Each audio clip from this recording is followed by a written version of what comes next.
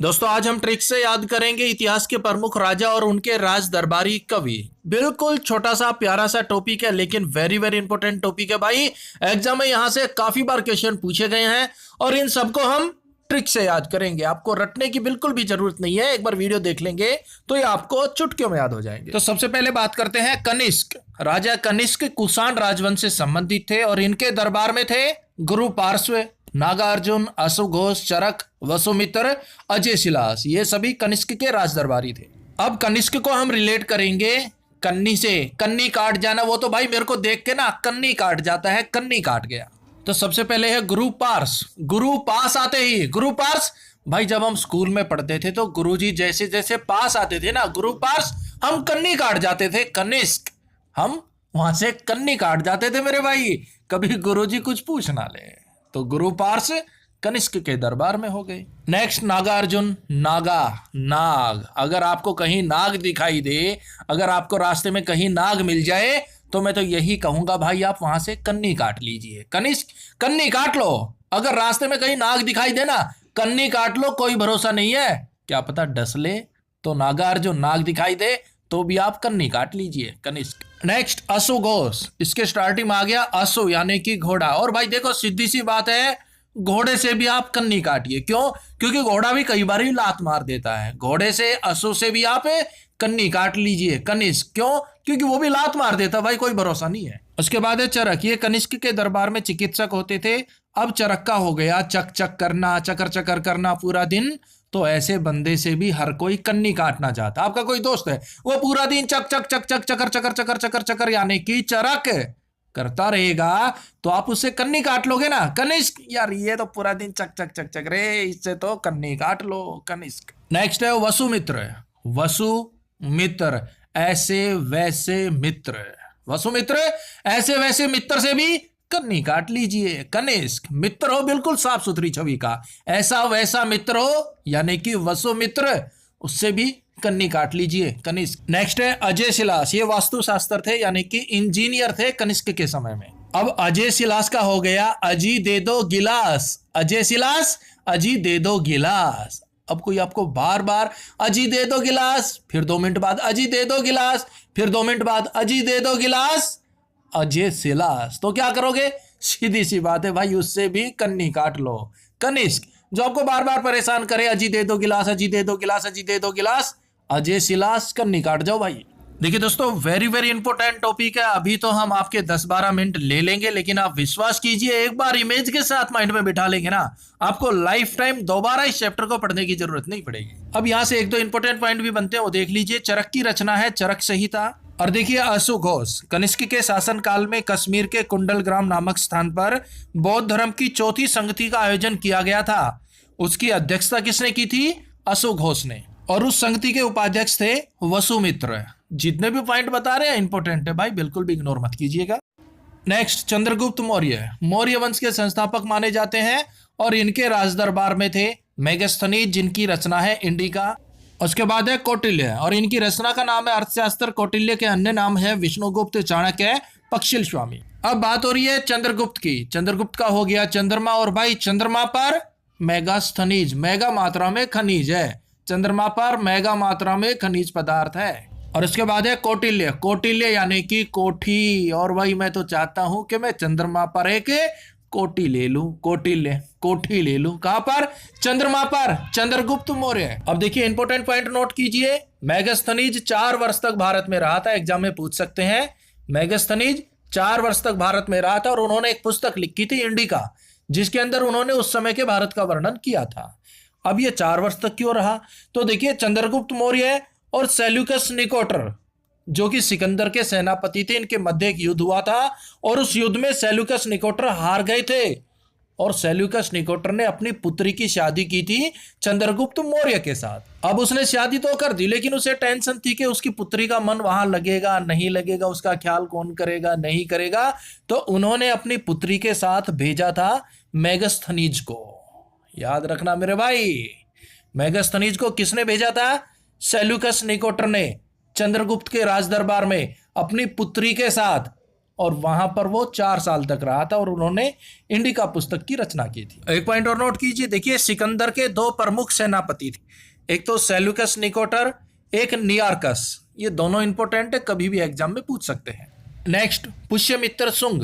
शुंग राजवंश से थे और इनके दरबार में थे पतंजलि, और पतंजलि ने पुष्यमित्र शुंग के लिए 2 अश्वमेध यज्ञ करवाए थे। अब पुष्यमित्र का हो गया कि भाई मेरा पूज्य मित्र, मेरा पुष्यमित्र, मेरा पूज्य मित्र पतंजलि के प्रोडक्ट का इतना बड़ा फैन है, बाबा रामदेव का इतना बड़ा फैन है कि वो पतंजलि के अलावा कोई भी प्रोडक्ट यूज करता ही नहीं। कौन? मेरा पूज्य मित्र। पुष्यमित्र शुंग के दरबार में थे पतंजलि। हाँ देखो भैया, पतंजलि का योग भी करो भैया, करो शाबाश, प्रचार योग भी। अरे बाबा रामदेव जी, वो जरा आप अपना पेट कैसे घुमाते हो, वो जरा हमें भी सिखाइएगा बाबा जी, हमें भी पेट को ऐसे ऐसे घुमाना। नेक्स्ट वेरी इंपॉर्टेंट है, हर्षवर्धन। इनके राज दरबार में थे बाण भट्ट, इनकी रचना है कादम्बरी और हर्षचरित्र। उसके बाद है ब्रह्मगुप्त, ये भी हर्षवर्धन के राज दरबार में थी, इनकी रचना है ब्रह्मस्फुट सिद्धांत। अब हर्षवर्धन का हो गया हर्षोल्लित रहना, हर्ष उल्लास के साथ रहना, और कभी भी किसी पर बाण भट्ट, शब्दों के बाण मत चलाना। क्यों? क्योंकि शब्दों के बाण भट्ट से लगते हैं भाई। शब्दों के बाण कैसे लगते हैं? भट्ट से। बाण भट्ट किसके दरबारी थे? हर्षवर्धन।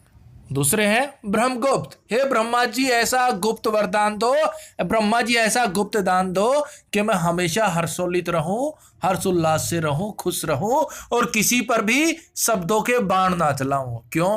क्योंकि शब्दों के बाण भट्ट से लगते हैं। बाण भट्ट और ब्रह्मगुप्त हो गए हर्षवर्धन के राजदरबारी। नेक्स्ट है महिपाल प्रथम, और इनके दरबार में थे जिमूत वाहन, इनकी रचना थी दयाभाग सागर। महिपाल मैं हरपाल, महिपाल मैं हरपाल, जिमूत जिम के बारे में सोचता रहता हूं भाई। महिपाल का हो गया मैं हरपाल, और जिमूत का हो गया जिम। मैं खाना खा रहा हूं तो भी जिम के बारे में सोच रहा हूं भाई। आज बाइसेप्स की है, कल ट्राइसेप्स करूंगा, फिर चेस्ट की एक्सरसाइज करूंगा। कहने का मतलब मैं हर पल जिम के बारे में सोचता रहता हूं। नेक्स्ट है पृथ्वीराज चौहान। भाई आप सब जानते ही हैं, इनके दरबारी थे चंद्रबरदाई, और इनकी रचना है पृथ्वीराज रासो। नेक्स्ट नरसिंह वर्मन द्वितीय, इनके दरबारी थे दंडी, और इनकी रचना थी दासकुमार चरित्र काव्यार्थ। दासकुमार चरित्र एग्जाम में पूछी जा चुकी है, और भाई काव्यार्थ भी हो सकता है आगे पूछ ली जाए। और आपको बता दें भाई, जितनी भी पुरानी पुस्तकें हैं इतिहास की, उन सभी पर हम ट्रिक वीडियो बना चुके हैं, प्लेलिस्ट में जाके आप चेकआउट कर सकते हैं। अब नरसिंह, नर यानी कि नर मनुष्य, सिंह यानी कि शेर को, वर्मन यानी कि वार्निंग। अब सीधी सी बात है भाई, अगर कोई नर सिंह को जंगल में जाके वार्निंग देगा तो उसे तो दंड मिलेगा। शेर उसे बख्शेगा थोड़ी ना। कोई नर सिंह को वार्निंग दे रहा है जंगल में जाके, तो उसे दंड भुगतना पड़ेगा, दंड मिलेगा भाई। तो बच के रहा करो। नरसिंह वर्मन द्वितीय, इनके दरबारी थे दंडी। नेक्स्ट है पुलकेशिन द्वितीय, इनके दरबारी थे एवीएटी, और इनकी रचना है एलोह अभिलेख। पुलकेशिन, भाई पुल का सीन देखना हो, फ्लाईओवर का सीन देखना हो, रविवार को देखना। इतना जाम लगता है कि पुल जो है ना पूरा खचाखच भरा रहता है। पुल के सीन, अगर पुल का सीन देखना हो, फ्लाईओवर का सीन देखना हो, तो रविवार को देखना, रविएटी। पूरा जाम इतना लगता है कि पूरा पुल खचाखच भरा रहता है। पुल का सीन देखना हो तो सीधी सी बात है भाई, रविवार को देखना। पुल के सीन द्वितीय, रविएटी। नेक्स्ट विक्रमादित्य, या फिर हम कह सकते हैं चंद्रगुप्त द्वितीय।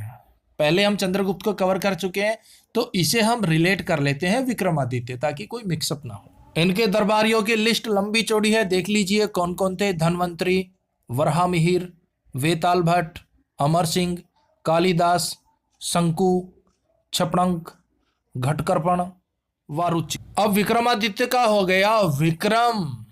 अगर हम क्रम से चलेंगे, विक्रम, अगर हम कर्म करेंगे, विक्रम, हम कर्म करेंगे, काम करेंगे, धनवंतरी। धन की कभी कमी नहीं होगी भाई। धनवंतरी, धन आ गया।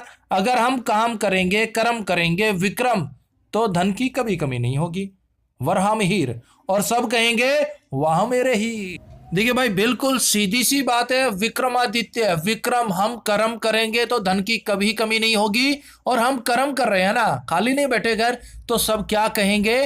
वाह मिहिर, वाह मेरे हीर, वाह मेरे हीर, वाह मेरे हीरो, बड़ा काम कर रहा है, बड़ा कर्म कर रहा है विक्रम, विक्रमादित्य। उसके बाद है वेताल भट्ट, अब विक्रम बेताल। कहानियां सुनी होगी ना आपने, टीवी पे भी सीरियल आता था विक्रम बेताल, और यहां भी है बेताल भट्ट, तो ये तो बिल्कुल इजी हो गया। अमर सिंह, और दूसरी बात भाई, विक्रम बेताल की कहानियां अमर है, जब हम छोटे छोटे थे तब से सुनते आ रहे हैं, और अब हमारे बच्चे भी सुन रहे हैं। क्यों? तो सीधी सी बात हो गई ना, विक्रम बेताल की कहानियां अमर है, अमर सिंह। उसके बाद है कालिदास, काली रात रुकेगी नहीं, चली जाएगी। क्यों? क्योंकि भाई विक्रम, हम कर्म कर रहे हैं, काम कर रहे हैं, जो काली रात है, घनघोर अंधेरी रात है, काली रात है, कालिदास वो ज्यादा देर नहीं रुकेगी, उजाला भी आएगा। क्यों? क्योंकि हम हाथ पे हाथ रख के नहीं बैठे, हम कर्म कर रहे हैं विक्रम। और भाई उसके बाद है शंकु, छपनक, घटकर्पण और वारुचि। इन्हें भाई आप थोड़ा सा माइंड में बैठा लीजिएगा। उसके बाद है पल्लव राजा सिंह विष्णु के राजदरबारी थे कीर्ताजुनियम। कौन थे? कीर्ताजुनियम। तो जो भी इंपॉर्टेंट राजा और उनके राजदरबारी थे, कवि थे, लेखक थे, वो सब हमने कवर कर लिया। वीडियो हेल्पफुल लगी तो लाइक और शेयर कर दीजिएगा। मिलते हैं नेक्स्ट वीडियो में, तब तक के लिए जय हिंद, जय भारत।